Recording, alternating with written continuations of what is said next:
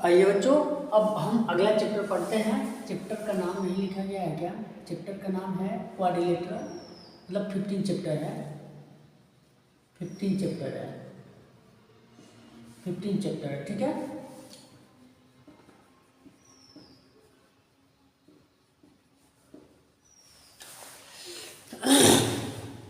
अब हम अगले चैप्टर को पढ़ते हैं और अगले चैप्टर का नाम है क्वाड्रिलेटरल।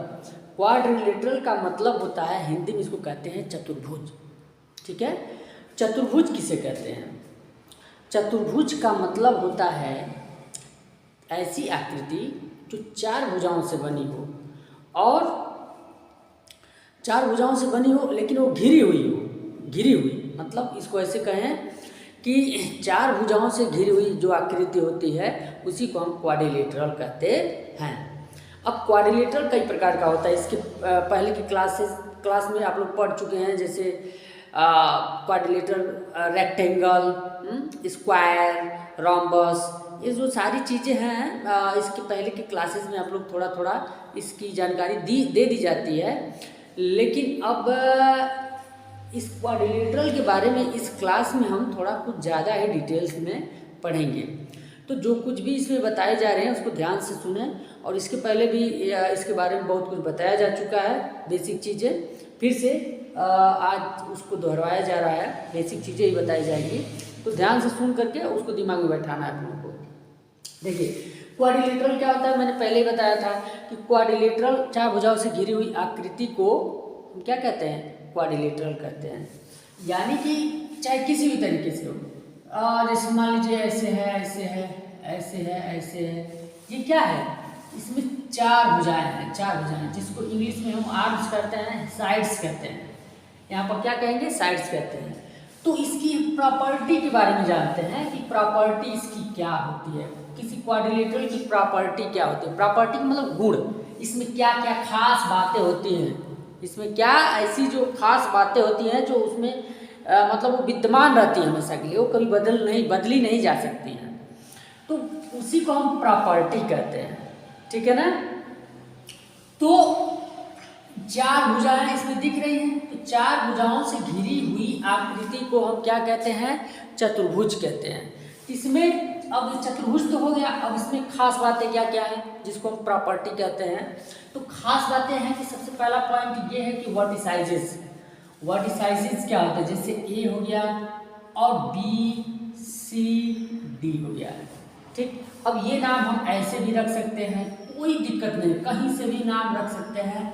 अब ये जो वर्टिसाइजेस होते हैं ना, ये जो नोक दिख रहा है ना, नोक, ये जो नोक दिख रहा है ना, ये नोक, इसी का नाम वर्टिसाइजेस है। हिंदी में इसको शीर्ष कहते हैं। तो ये जब भी कोई आकृति बनाते हैं तो ये जहाँ जहाँ पॉइंट इस तरह से नोक बनता है तो उसका हम नाम रखते हैं, नाम रख लेते हैं, A B C D E F G, कुछ भी करके एक नाम रख लेते हैं। तो इसको हम यहाँ से भी नाम रख सकते हैं, ए बी सी डी, ऐसे भी इसका हम नाम रख सकते हैं। क्लियर? तो अगर ये एक क्वाड्रिलेटरल है तो क्वाड्रिलेटरल के ये जो नोक दिख रहा है ना, इसी नोक का नाम है वर्टिसाइजेस।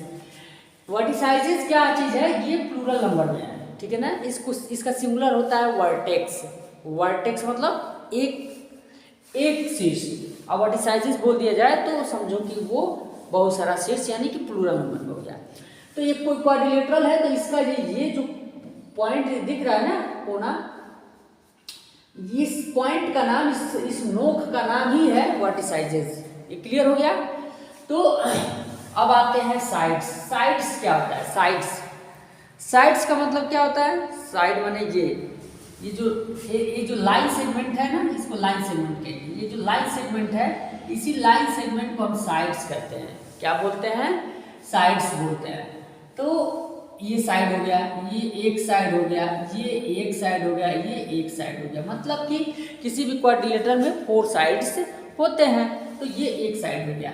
तो अगर इस साइड, ये यहाँ से यहाँ लेकर एक साइड है, तो इस साइड का नाम क्या रखेंगे हम? A B. इस साइड का नाम क्या रखेंगे? A B. इस साइड का नाम अगर रखना हो तो क्या रखेंगे? ए और डी। साइड कहेंगे साइड ए डी, चाहे डी ए, ऐसे भी बोल सकते हैं। इस साइड का नाम अगर हम बोलना है तो क्या नाम बोलेंगे? साइड बी सी, चाहे सी बी ऐसे बोल सकते हैं। इस साइड का नाम लेना है तो हम कैसे बोलेंगे? डी और सी, चाहे सी और डी ऐसे हो गया।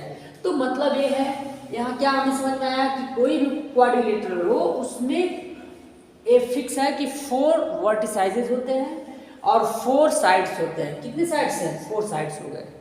अब ये एडजेसेंट क्या होता है? एडजेसेंट साइड्स क्या होता है? एडजेसेंट साइड्स का मतलब होता है अगल बगल का साइड। जैसे हमने साइड ए बी बोल दिया, यहाँ पूरा ध्यान से समझना, हमने साइड ए बी बोल दिया। अगर हमने बोल दिया कि साइड ए बी का एडजेसेंट साइड कौन है, तो इस साइड को पकड़ेंगे और इसके अगल बगल, यानी अगर इस साइड से इस साइड, यानी बिल्कुल अगल बगल का, उससे सटा हुआ अगल बगल का, तो इसके ठीक इस साइड अगर आते हैं तो बी सी दिखता है हमें, और इस साइड के ठीक इधर इस साइड अगर देखते हैं इससे सटा हुआ तो ए डी दिखता है। तो इस प्रकार से हम कह सकते हैं कि ए बी का एडजेसेंट साइड्स ए डी हो गया और बी सी हो गया। डी सी कभी इसका एडजेसेंट साइड नहीं कहलाएगा, ठीक है ना। वैसे हम यहाँ पकड़ के पूछते हैं बी और सी का एडजेसेंट साइड कौन है, तो ठीक इसके अगल बगल का साइड्स कौन है, यहाँ इसको ध्यान देंगे, इस किनारे आएंगे, इस साइड। अब यहाँ से देखेंगे इसके सटा हुआ एक साइड ए दिख रहा है और तो इसका सी बी है, तो बोल देंगे डी सी का एक एडजेसेंट साइड बी सी है और इससे सटा हुआ इधर इधर दिख रहा है, इधर यही सटा हुआ हो और इधर दिख रहा है इस साइड में, तो हम कह देंगे कि डी सी का एक एडजेसेंट साइड ए डी भी है, ठीक है। तो एडजेसेंट साइड्स का मतलब समझ गए ना। जैसे मान लो कि अगल बगल का, जैसे ये ऐसे हमने बोल दिया, तो ये इसका एडजेसेंट साइड कौन है? ये है, कौन? ये है। जैसे ये एक साइड यहाँ दे दे, एक साइड यहाँ दे दे, तो बताओ ये इसका ये एडजेसेंट साइड है? नहीं, बिल्कुल इससे सटा हुआ इसके बगल से हो, ठीक है ना, बिल्कुल इससे सटा हुआ ठीक इसके बगल से हो, तब उसका एडजेसेंट साइड्स कहलाता है। समझ में आया कि नहीं आया? अब एक अपोजिट साइड्स, क्या हो गया? Opposite sides. अपोजिट साइड्स का मतलब होता है बिल्कुल सामने वाला साइड, विपरीत दिशा में, बिल्कुल हमारे सामने। अगर कोई हमारे सामने खड़ा तो कहेंगे हमारे अपोजिट है वो, ठीक है। तो A B side, side A B के ठीक अपोजिट कौन है? डी और सी है, डी सी ये साइड है, डी सी साइड है। बी और सी साइड के ठीक अपोजिट कौन है? ए डी साइड है, साइड ए डी है। तो इस प्रकार से ये होगा। अगर कोई बोले कि बी और सी, अगर बोला जाए कि बी और सी का अपोजिट साइड्स कौन है, बोल देंगे ए और डी है। अगर हमने बोल दिया कि डी और ए का अपोजिट साइड कौन है, बोल देंगे बी और सी है। फिर ठीक इसके सामने नजर दौड़ाएंगे। कोई अगर पूछ दिया जाए कि ए और बी का अपोजिट साइड कौन है, तो ठीक इसके सामने हम देखेंगे तो डी और सी दिख रहा है। तो अपोजिट साइड्स का मतलब भी समझ में आ गया होगा, ठीक है। अब आगे आते हैं एडजेसेंट एंगल, अगल बगल। एडजेसेंट का मतलब समझ जाओ कि अगल बगल का, ठीक है। तो एडजेसेंट एंगल किसे कहते हैं, इसको देखो कैसे समझते हैं। ये एंगल हो गया, क्या हो गया? ये एंगल हो गया। ये भी एक क्या हो गया? एंगल हो गया। ये कोना दिख रहा है ना, कोने को ही एंगल कहते हैं। ये एक एंगल ये हो गया। अगर हमने कहा एंगल ए या एंगल है, ठीक है, तो सबसे पहली बात ये सीख जाओ कि किसी एंगल को लिख के दिखाते कैसे हैं। अगर इस एंगल को लिख के दिखाना है तो ऐसे एक चिन्ह देते हैं, इसका नाम है एंगल, और उसके बाद डी ए बी पकड़, डी क्या पकड़ेंगे?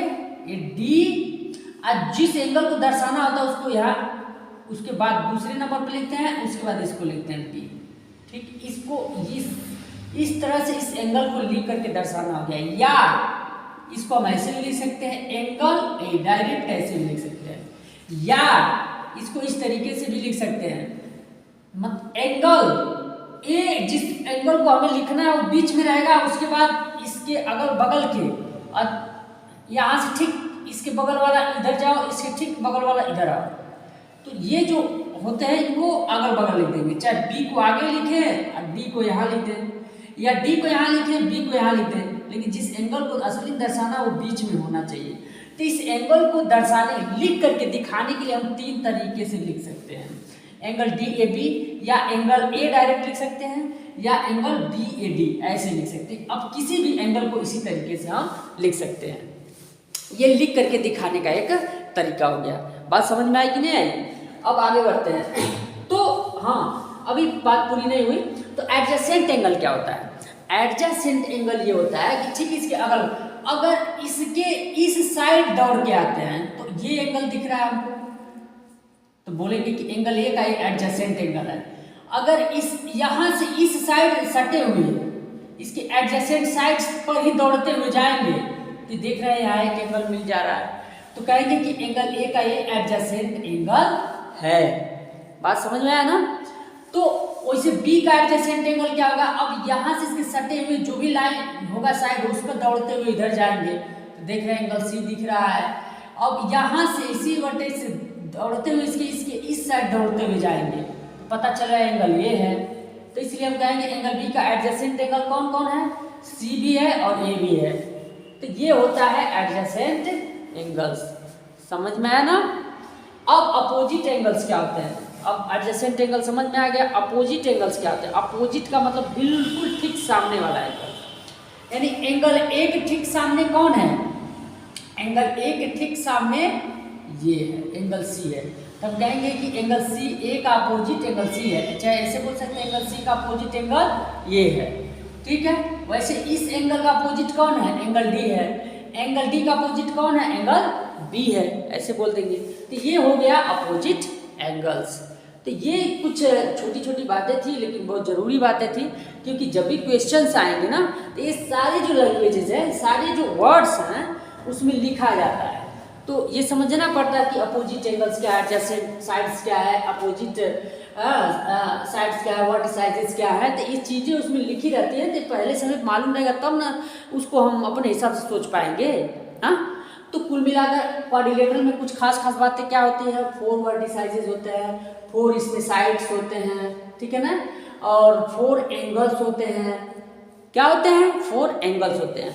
और सबसे जरूरी और सबसे खास बात यह है कि इस सम ऑफ 4 एंगल्स किसी भी क्वाड्रिलेटरल के मतलब चारों एंगल्स का जो सम होता है, सम माने जोड़, सम माने जोड़ होता है, इसका योग, यानी कि किसी भी क्वाड्रिलेटरल के चारों एंगल्स का माप सदैव 360 डिग्री होता है। इस बात को हमेशा याद रखना। जैसे ट्रायंगल में बताया गया है, ट्रायंगल है ना, ट्रायंगल, तो ट्रायंगल में 3 एंगल्स होते हैं, फिक्स होता है कि 3 एंगल्स ही होते हैं। तो इस 3 एंगल्स में 3 एंगल्स के मतलब तीनों एंगल्स के का सम, तीनों एंगल्स का सम सदैव 180 डिग्री होता है, 180 डिग्री होता है। यानी कि तीनों एंगल्स का जोड़, तीनों एंगल्स को माप कर अगर हम जोड़ें तो हर हाल में 180 ही आएगा, भले कुछ और हो, कुछ और हो, कुछ और हो, लेकिन तीनों को जब ऐड करेंगे 180 डिग्री आएगा। वैसे क्वाड्रिलेटरल में भी है, इसका जब हम नापेंगे तो कुछ भी आए, इसका कुछ भी आए, इसका कुछ भी आए, इसका कुछ भी आए, लेकिन चारों को अगर ऐड कर देते हैं एक में तो एक पक्का है कि 360 डिग्री ही आएगा। तो इसलिए इसमें एक सबसे ज़रूरी, सबसे खास बात ये याद रखना है कि किसी भी क्वाड्रिलेटरल का जो ट्रायंगल का किसी भी क्वाड्रिलेटरल के मतलब सभी एंगल्स का जो सम होता है वो ऑलवेज क्या होता है? 360 डिग्री ही होता है। तो इस चैप्टर का ये समझो पहला पार्ट का वीडियो है। अब इसके बाद हम आगे इसके पढ़ेंगे, यही चीज़ प्रूव करना है इसमें कि कैसे होता है 360 डिग्री, ये कैसे होता है, इस चीज़ को प्रूव करेंगे। तो ये चीज़ अगले वीडियो में देखा जाएगा।